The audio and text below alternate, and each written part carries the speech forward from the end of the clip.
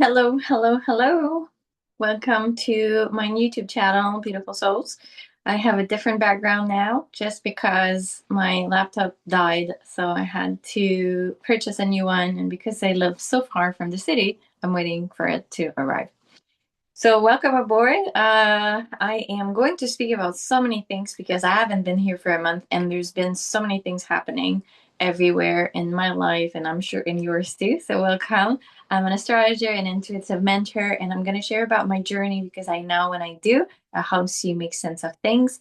And I'll be sharing a bit of guidance about what's to come this month. It's a big month. All astrologers have their eyes on this beautiful month of April. So we can look at probably a week time from now being very potent energetically because of all of these planets in Aries, something we haven't seen for years. And, with the outer planets moving so slowly, that's what create moments like next week and like this month in 2026 being so different than anything else we've experienced before. So before I speak about astrology, I will be speaking about astrology at the very end. I want to share something very, very important that happened in my life, probably about a month ago now, but it started opening. It's like you probably have had these experiences where you feel your heart is being cracked open. You feel like things are you just need to purge a lot of emotions. There's lots of old things coming up to the surface. And of course, there was the Mercury retrograde that would have been probably potentially part of this whole process. For me, Pisces is very important in my chart. Also, the retrograde, it's like so long in Pisces to have Mercury there. And also the connection with other lifetimes for me. And just like this true deep desire for my soul to break free from old patterns.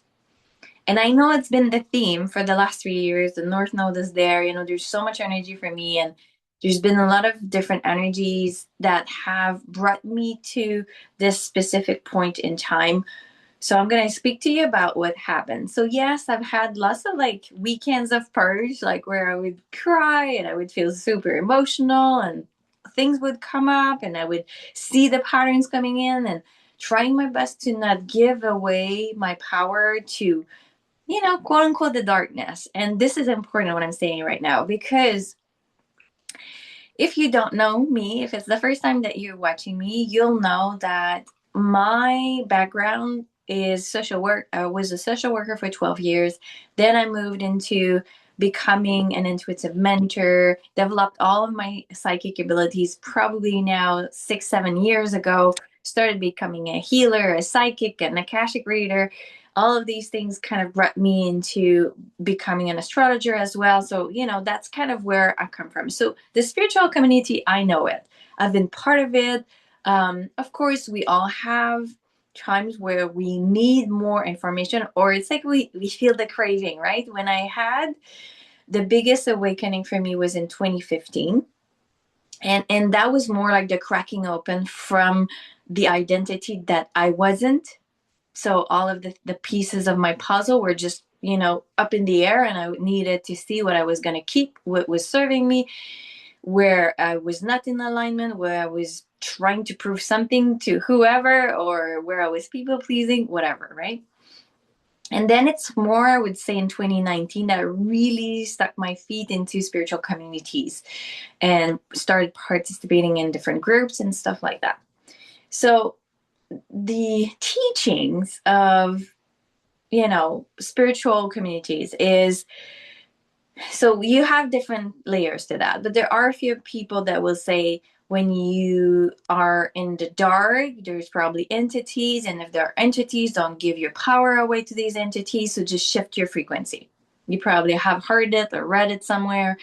There's another school of thought about, well, you can do parts work. So when you have a trigger, you know that it's part of your shadows, you connect to it, you allow it to exist, you nurture it like if it was your child, because it's actually your inner child, and then that's going to start the healing. And there's so many other things I could talk about, but there are different, school of thoughts about how to deal with the darkness we have inside of us. We're on Earth. So, I'm not so much love and light anymore, although it was very important to me at some point to connect to the light because there was so much darkness in my life, right? But I have stepped away from thinking and believing that I can just be love and light all the time because things happen. We're on Earth. The Earth is a dualistic, still planet where you have good days, bad days, good feelings, heavy feelings. You have ecstatic um, experiences, and you have very daunting ones. So that's why we're here, right? To experience it all. So, going back to my experience in my own healing, that started again, I would say I started seeing a healing in 2011, but the biggest part is when I had the Dark Night of the Soul in 2015. I'll link the Dark Night of the Soul video if you want to listen to it, but you can also read my book. I have a book. I'll put the link to my book where I explain everything about my life story.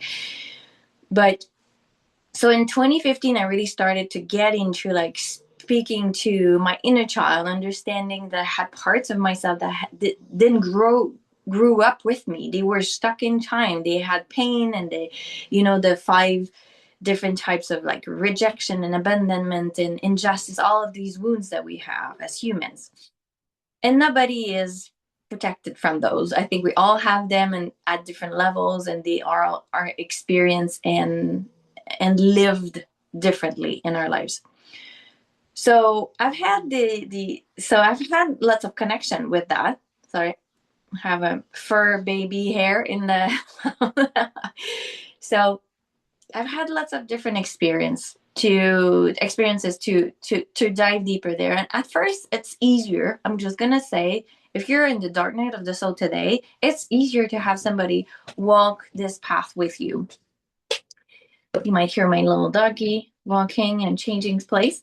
Um, because it's hard because we don't know, right? When we're really young, and young as far as not young, but like new to spiritual work and all of these things, we don't really know, right, what's best for us and how to deal with that. And I remember seeing my healer in 2011 and feeling like, oh my God, like she's so good. Like she can do the inner child. She had visions. She had so many things that I had not yet connected to myself. I was super intuitive, but I had not practiced my gifts yet.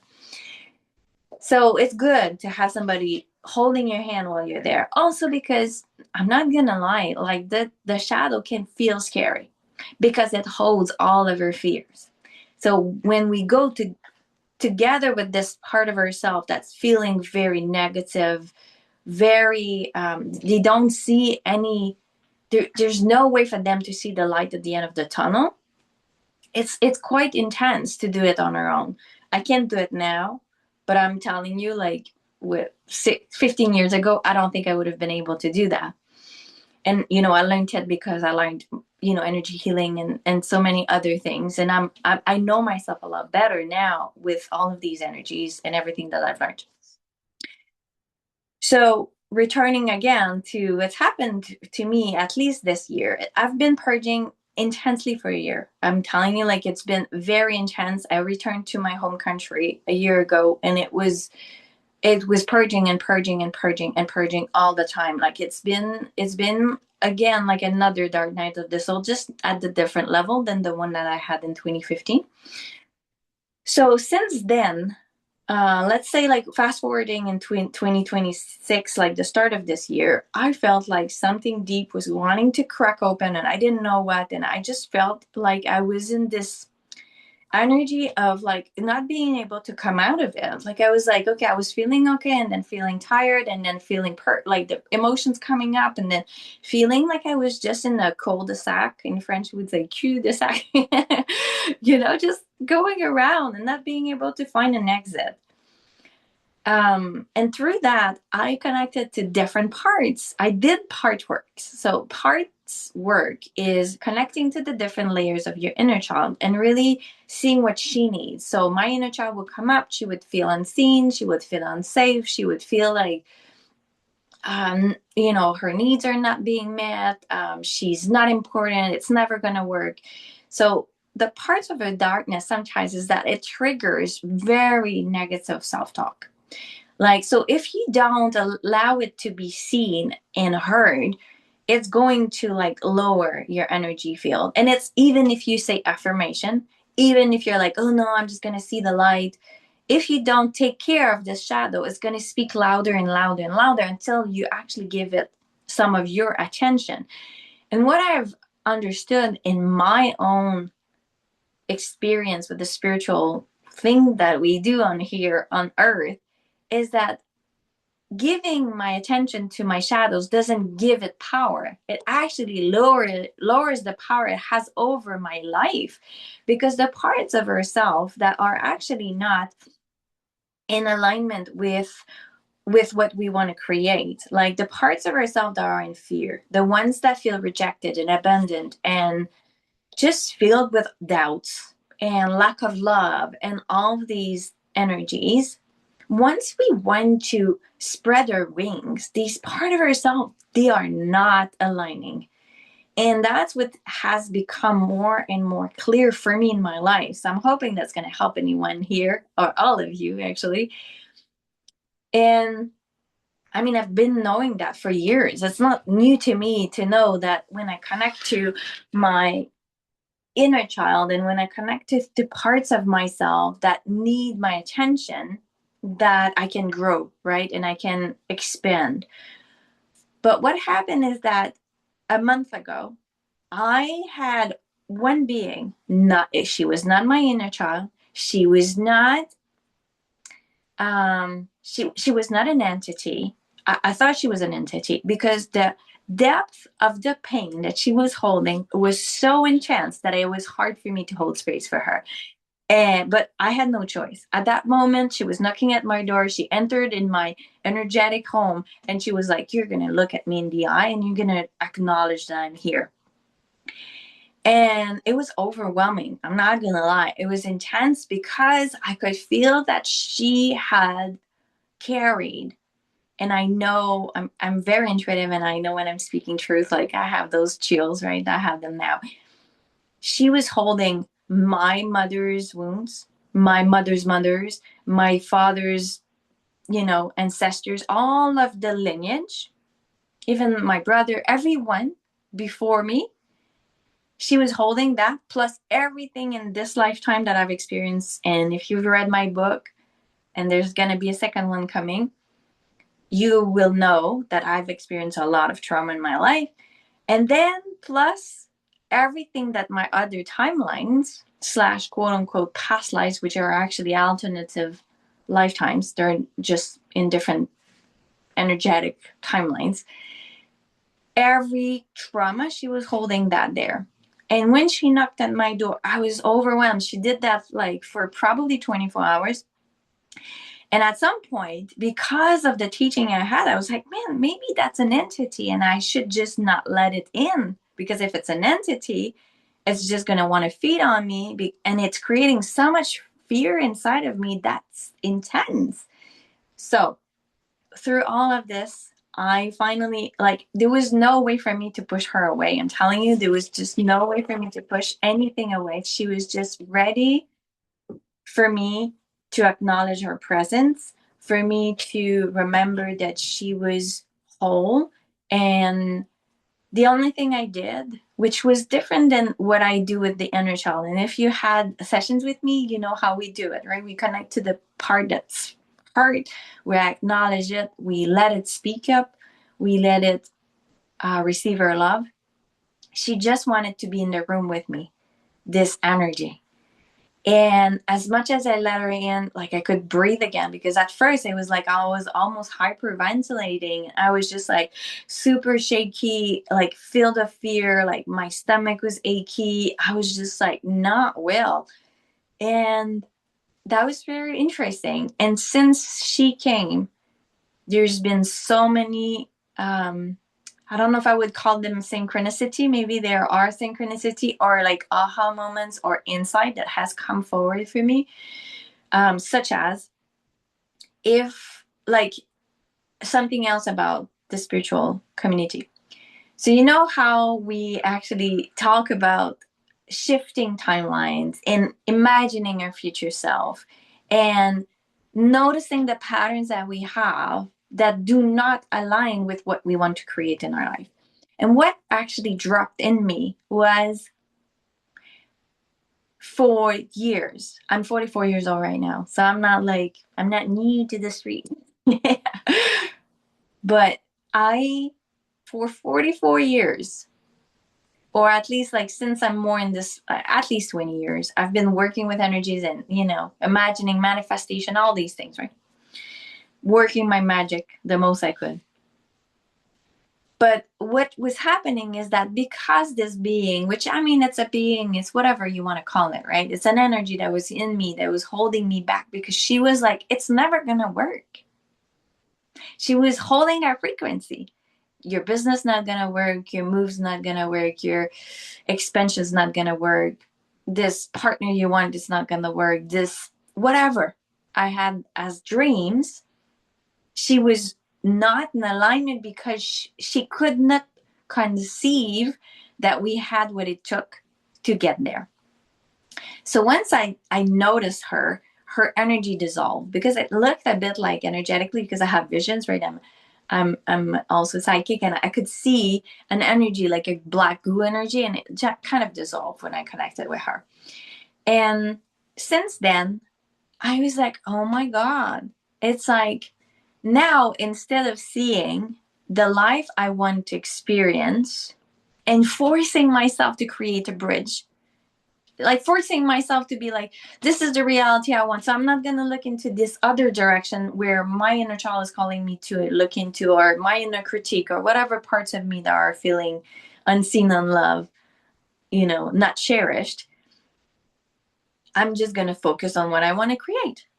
But the biggest aha moment for me was that the bridge needed to be built.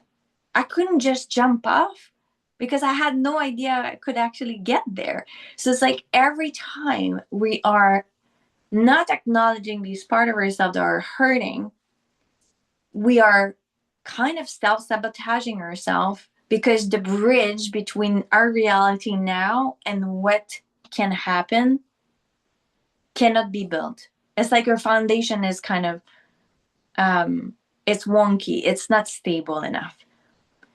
And since I've spoken or connected to this part of myself, what I've connected to was this, I've seen the pattern.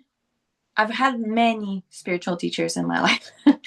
And a lot of people will say, say what you want to create into your worlds, in your words, and your words will create your reality. Yeah, potentially. But if there's a part inside of me that do not believe it's going to happen, even if I'm not aware of it, and I know some people work with limiting belief. I've done a lot of work with my internal limiting beliefs.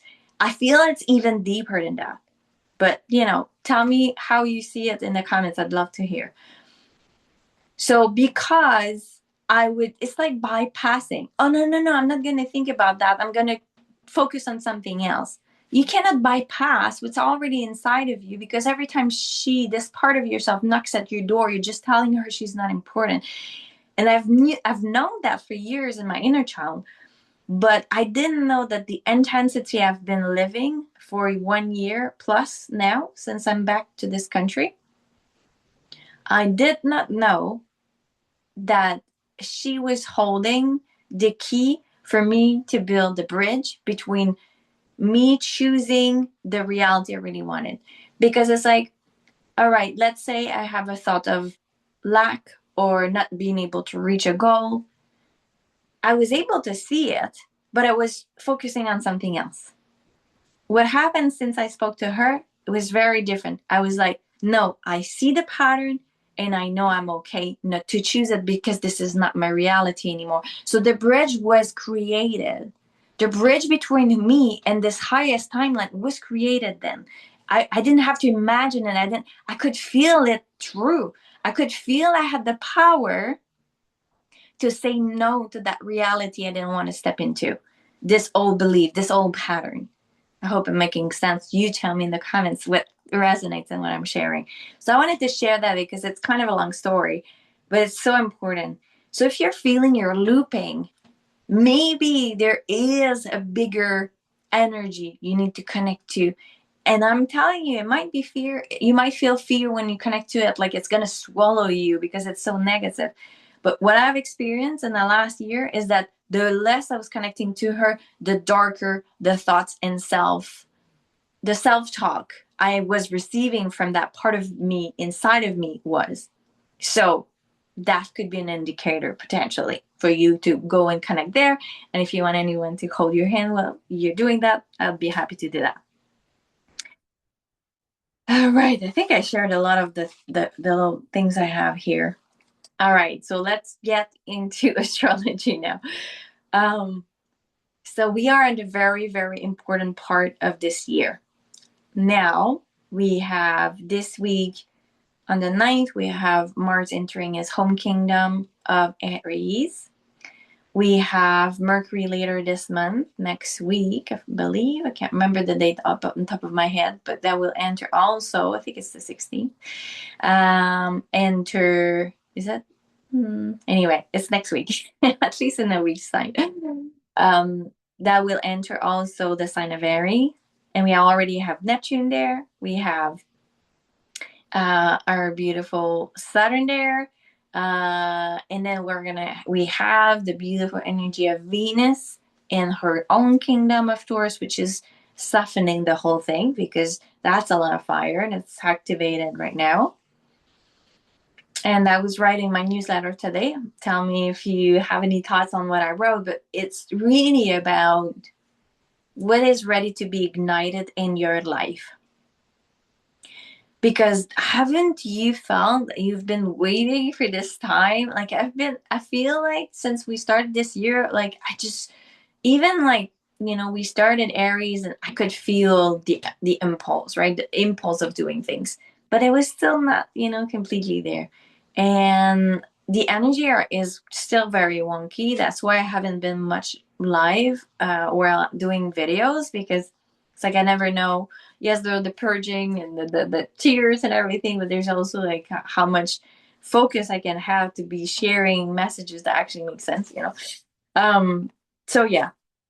So I want you to see, like in your life, what has been brewing, and I will be linking to something that I'm offering as well. But what has been brewing for me, it was brewing since December to offer a beautiful journey through our solar system so that you can understand what the 10 planets, including the traditional and the modern planets, the outer planets, what their archetypes are, what their souls, the signature of this energy is, how to call upon them when you need this energy. So it's going to be very cool. We're starting on the 16th of April. I will leave the link below. I do keep the circle of people that will come very small because I want to be intimate with you and really go deep into the knowledge of all of these aspects. It's 6 weeks. We start on the 16th. So but purchase your ticket if you want to join, and let me know if you have any questions. You all know how to reach me. So for me, that was something that started to brew in my mind in December. And I was like, I think it was 2 weeks ago. I was like, okay, I can't hold it anymore. Like, I need to share it. It was just like this impulse, but it was a creative impulse. And I was super happy to do it because my energy was so light up because of it. Because I don't know if you've seen, some of you might have seen my webinars that I'm doing in astrology. I love it. I'm so excited about sharing this passion with you. And it lights me up. So what is it that lights you up that you've been holding on to that you couldn't actually, put your energy into because of all this purging, because this back and forth with Mercury, because of whatever happened this year? So let me know. We have also the last degree of Uranus in Taurus. That's an important part, and it will be also sextiling with Mercury exiting very soon. The sign of it will be at the 29th degree, so they will be sextiling Pisces versus Taurus. So that will be exciting to see what that's going to bring about. I think it's going to bring like insight and exciting news, sudden changes, yes, but exciting news. And if you have your Uranus opposition, because you have Uranus in Sagittarius, put it in the comments. I will have mine, because by the way, I'll let you know how it goes. I'm very Uranian in nature, so I think it should be fine. But I'm excited to see what's going to come about for everyone, because Gemini is a lot more comfortable for Uranus to be in than it was in Taurus. It was just pushing against a bull, right? The Taurus. Um, so yeah, there's a lot of things that are happening this month. We'll have lots of shifts, but right now, what is important is that you get clear in what are your passions? What do you love doing? What is your dream reality becoming? Because I feel that the veil is still very thin. I think it will come thinner and thinner. Have you felt like more energies? Like, do you feel up and down? Like it's evening time for me and I feel super heightened. And then sometimes during the day, I want to like go and sleep. I know there's like solar flares and everything. So let me know in the comments, how have you felt? Like it's just up and down a lot for all of us. So we're all in this together. I'm going to be proposing something so that we meet every month as well in a different container. I do have my group on Facebook, but it's kind of hard to have people are so from everywhere. I'm trying to find a time that everybody can come. But anyway, there's still all of the transit available on my Facebook group, and I'll be doing an energy healing session with everyone then, probably before all of these transits. So next week. Definitely before Uranus leaves to go into Gemini. So there's a lot of things that are going to shift. I know if you look into the world, it's triggering. Something I've noticed for me is I need to center myself more, spend time with me more. I cannot be on my phone all the time. I cannot even be on my laptop creating content all the time. Electronics, for me, you tell me how this feels to you, but they make me spin. I feel like I'm losing my energy. And also because there's like advice on health, and there's advice on what to do because of policies, and there's advice or like people looking into different subjects, and there's a lot of good things but also a lot of dispersive energy, and it's going to be enhanced with Uranus and Gemini. So if we don't anchor ourselves in the now right now, it'll be a bit more difficult moving forward. So start really making sure that you take time for yourself without your phone with you. Start now, because it will come and go even faster when all these energies will move into Gemini. Okay. So there's that I want you to remember. And a little segment to end about something that I want to share from my heart space. So I've always been very, I'm on the healthy side. I've not always looked at what I was eating, but I've had a bit of body dysmorphia when I was growing up because of the change of hormones and all of that. I'm not the very big person, but it's been kind of on my mind quite a bit when I was younger, and when I would gain weight for a different reason. I stopped smoking 19 years ago, and I gained weight after that, and all of these times that they were just a few years of my life, but it just really kind of triggered me. So it's kind of easy for me to like look at what I eat and make sure that I'm healthy and everything. But I think sometimes, you can go to the extreme.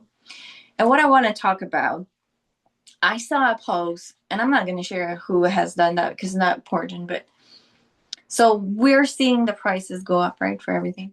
And this person that has, I don't know if it's millions, but it's hundreds of thousand people following them, was saying that, if you start doing maybe different fasts, that will cost you less in groceries. And it kind of triggered me. I didn't watch the video, just saw the post, and I was like, nah. And I will share why. If you're fasting, good for you, I don't mind. But what I've noticed for me because of where I'm from, what I've experienced in my life, sometimes fasting can become a way to deal with my body in a way that is not so loving, because you're not feeding yourself. And I'm not saying that fasting is bad, because I've done it quite a many times in the last 5 years, but I need to do it in a way and in a moment in my life that aligns with me, not because somebody tells me to do it because it's that time of the month. And I'm sharing that very personal story because, yeah, you could maybe save some money by fasting and just drinking water for a few days. And for someone that has had issues with, not having enough money sometimes in my business, I could have decided to actually fast then because I didn't have the money to feed myself.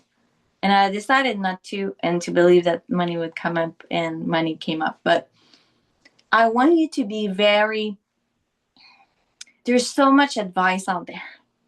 And what I want you to do is that you are your own being. What is good for somebody else might not be good for you. And I've said that many times. But I want you to connect to your body. How does your body react when somebody says something? Because if you do it because you think it's best for you, nobody is in your shoes. I'm not saying it's bad. And I mean, I'm talking about fasting. But it could be running at 3 miles every day. It could be swimming. It could be, I don't know, breath work. Feel it into you. Nobody is you. You are the one that needs to know what is best for you to do. And your body is the temple in which you will gain the clarity. And if you don't get the clarity, it's because you're too focused on the external world and you don't give enough access for the wisdom to come. Because if you are meant to do fasting, it will feel easy. You'll feel good while you're doing it. You'll be prepared and things will go well. That has been happening for me sometimes, but I've had other times it was horrendous. So every time, the water you drink, all of that can be different. But point is, whatever is told on the internet and all these apps and all these things that we watch, can you please always go back to your heart, close your eyes and be like, is this really what I need for me? Or do I think that somebody else knows best what is for me the most aligned thing to do? I've changed the way I ate so much during the spiritual awakening. Oh my God, like I was eating meat before. Now I don't eat meat. And there was at some point like pressure to eat just certain foods because I was following people, and it was just getting into my head. And I'm not saying it's bad. I'm just saying like maybe it's not working for me, and maybe it's okay too, because we're all different. So find what makes you feel good, not what everybody is tuning into and telling you that's best for you, because they're not you. We're ending on that. So we'll be probably sharing a meditation next time so that we can anchor this fire with the most ease possible. I'm very glad to have you here. Please comment, share, subscribe. I'd love to have you in my life, in my beautiful community. Tell me what type of astrology videos you'd like to hear from me, what I can share so that you get into more of this understanding of your own chart.